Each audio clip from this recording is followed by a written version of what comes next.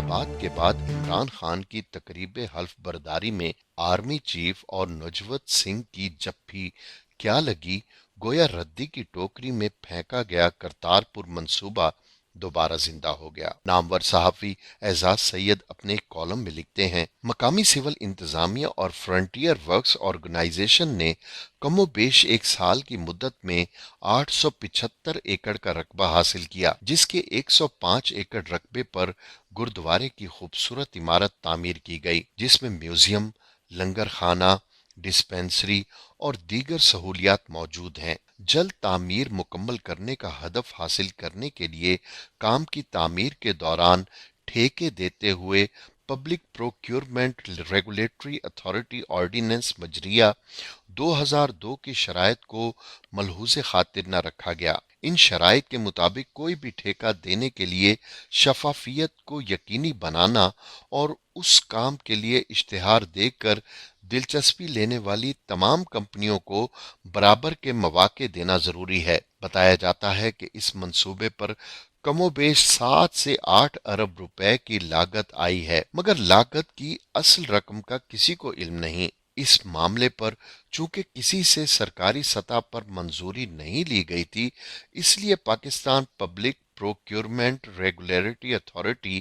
اس پر قانونی اعتراض اٹھا سکتی ہے، لیکن اس قانونی اعتراض سے بچنے کے لیے وزارت مذہبی امور نے وفاقی کابینہ کو پچھلے دنوں ایک سمری ارسال کی ہے، جس میں درخواست کی گئی ہے کہ کرتارپور منصوبے کو پاکستان پبلک پروکیورمنٹ آرڈیننس کی شرائط سے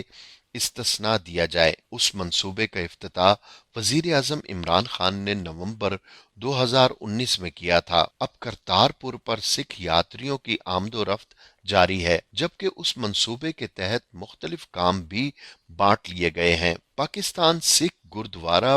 پربندھک کمیٹی کے سابق جنرل سیکرٹری اور رکن پنجاب اسمبلی سردار رمیش سنگھ کے مطابق گردوارہ کے اندر سکھ یاتریوں کا استقبال، ان کی عبادات اور ان کو سہولیات کی فراہمی پر پربندھک کمیٹی اور متروکہ وقف املاک کے ذمے ہے، جبکہ حفاظت کا کام رینجرز اور گردوارہ کی دیکھ بھال کا کام ایک کمپنی کی ذمہ داری ہے۔ ویسے یہ بات بھی کسی اتفاق سے کم نہیں کہ اسی علاقے میں نارووال سپورٹس کمپلیکس تمام قواعد و ضوابط پر عمل کر کے تعمیر کیا گیا، مگر اس سب کے باوجود احسن اقبال پر نیب نے ریفرنس بنا دیا اور اسی علاقے میں